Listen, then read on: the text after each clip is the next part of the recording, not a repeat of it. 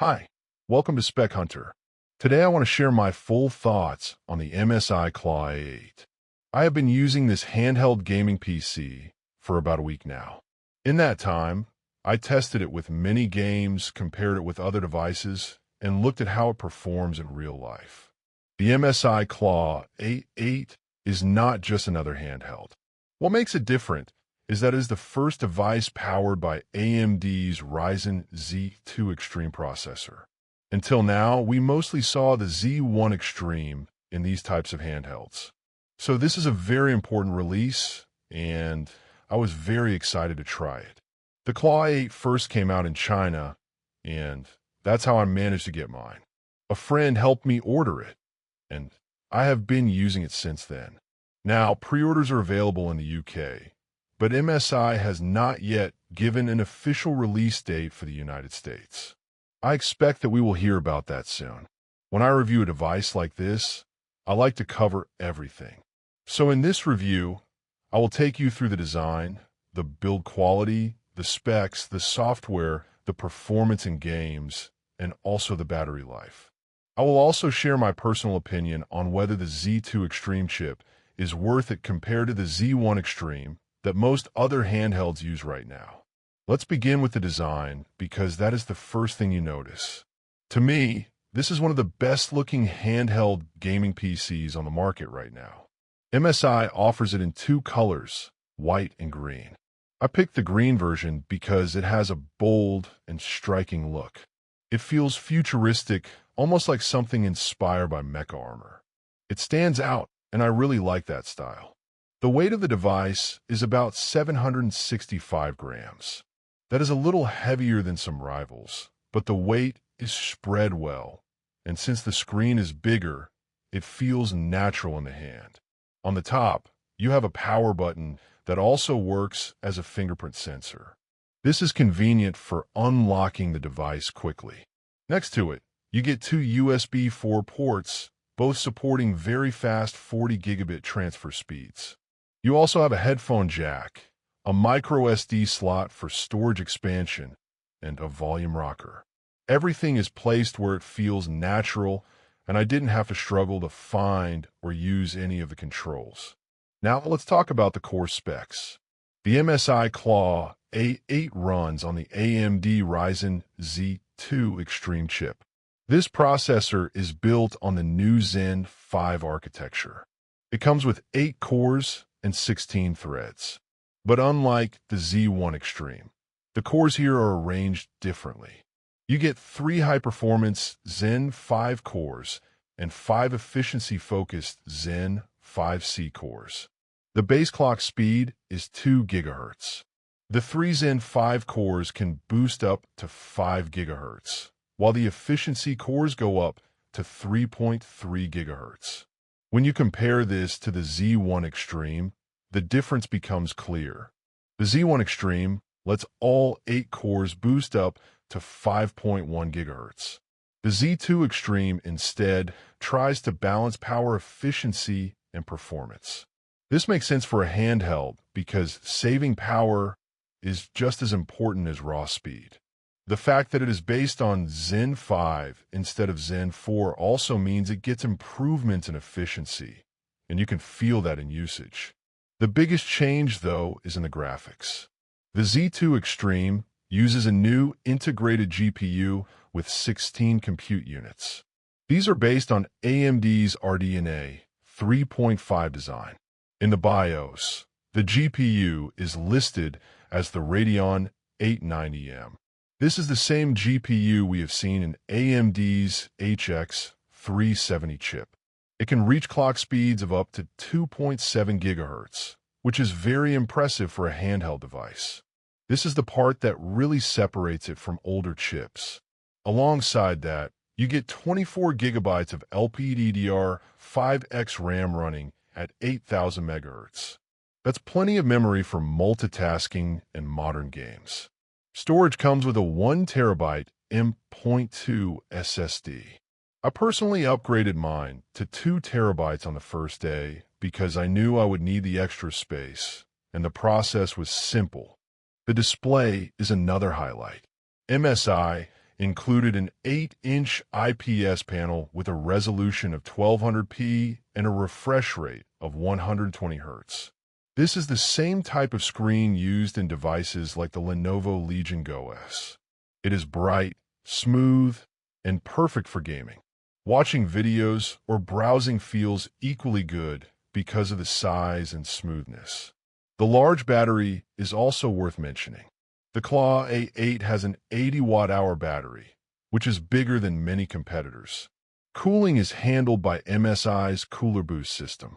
The airflow design even helps keep the screen cooler, which is a nice touch. Some people worried about throttling, especially at 40 watts. Yes, if you push it that high, throttling does happen, Tuli. But that is normal for any handheld with this level of power. At common TDP levels between 6 and 28 watts, I didn't face any major throttling. The fans did their job and didn't get too loud. Now about comfort. I found the MSI Claw A8 very comfortable to hold. The shape fits my hands well, and all the buttons are easy to reach. The sticks and triggers are Hall effect, which means they are smooth, accurate, and more durable because they don't wear out as quickly as traditional ones. The triggers are linear, which works very well for racing and shooting games. I do wish MSI had added trigger lock for faster response in some cases, but they didn't. The palm rests are styled in a mecha-inspired way, and while they look sharp, they feel smooth and easy on the hands. MSI also added 2 programmable macro buttons. These can be customized for shortcuts or specific in-game actions, which I found very useful. The speakers surprised me too. They are front-facing stereo speakers, and the sound is loud and clear.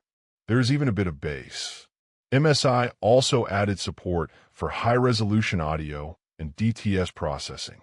You can even use sound feedback with vibration for more immersion in games. Not everything is perfect, though. The D-pad is one area where I think MSI could improve. It works fine, but the edges feel sharp, and you need to press harder than expected. Over longer sessions, it can be uncomfortable. It's not a deal-breaker, but it stands out as the weakest part of the controls. The software experience is handled through MSI's CenterM. This is a hub where you can launch games, switch between gamepad and desktop mode, adjust RGB lighting, and control performance settings. You can also set up vibration strength, analog stick dead zones, and Euro controls. It connects with Microsoft's Game Bar as well, which makes it easy to access features quickly. One interesting feature is the AI engine in CenterM. It automatically adjusts TDP between 15 and 35 watts depending on what you're doing. This helps balance performance and battery life. You can also switch to manual mode and set your own wattage. The only drawback is that you can't always lower boost settings as much as you might want. I think MSI can improve this with future updates.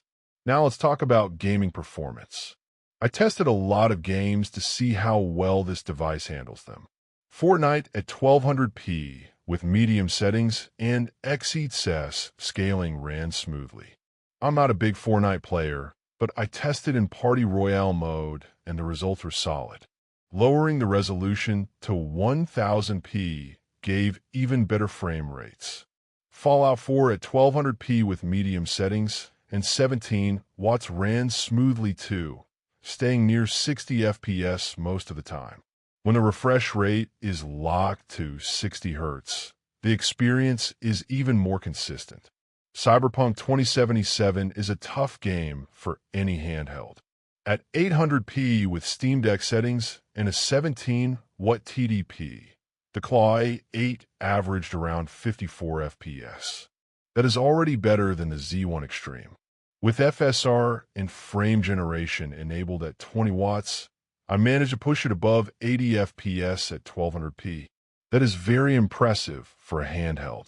Other games like Tony Hawk's Pro Skater, GTA 5, and Mortal Kombat also ran smoothly at 1000p to 1200p with medium to low settings. Marvel Rivals needed higher wattage to keep above 60 FPS, but it was still playable.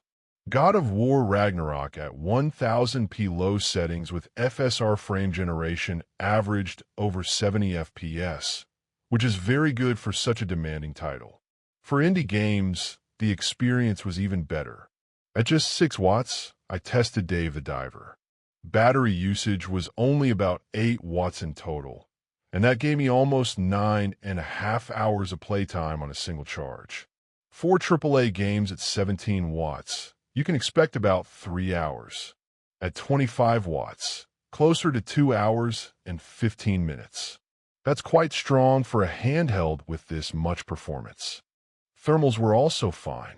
At lighter loads between 6 and 12 watts, the system stayed around 55 degrees Celsius. At 17 to 25 watts, it averaged about 68 degrees. At 35 watts, it could reach into the 80s, but the fans kept things under control without being too loud. In normal gaming, I didn't face overheating or major throttling. So what do I think overall? The MSI Claw A8 is a fantastic handheld. The design is bold and futuristic. The ergonomics are solid. The display is smooth, and the speakers are surprisingly strong. Battery life is also competitive. But here's the truth. The performance jump from the Z1 Extreme to the Z2X Extreme is not massive. Right now, I would say it's about a 15 to 20% gain. That is good, but maybe not enough to justify upgrading if you already own a Z1 Extreme handheld like the ROG Ally. This might change over time as drivers and firmware updates improve performance, but at this moment, it is not a game-changing difference. If you're buying your first handheld gaming PC, I think the Z2 Extreme is the better option. It is more future-proof and more efficient. But if you already own a Z1 Extreme device, I would recommend waiting. The upgrade is not worth it just yet.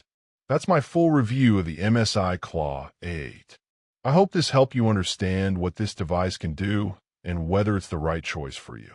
If you enjoyed this video, please like, subscribe, and press the bell icon so you don't miss future updates.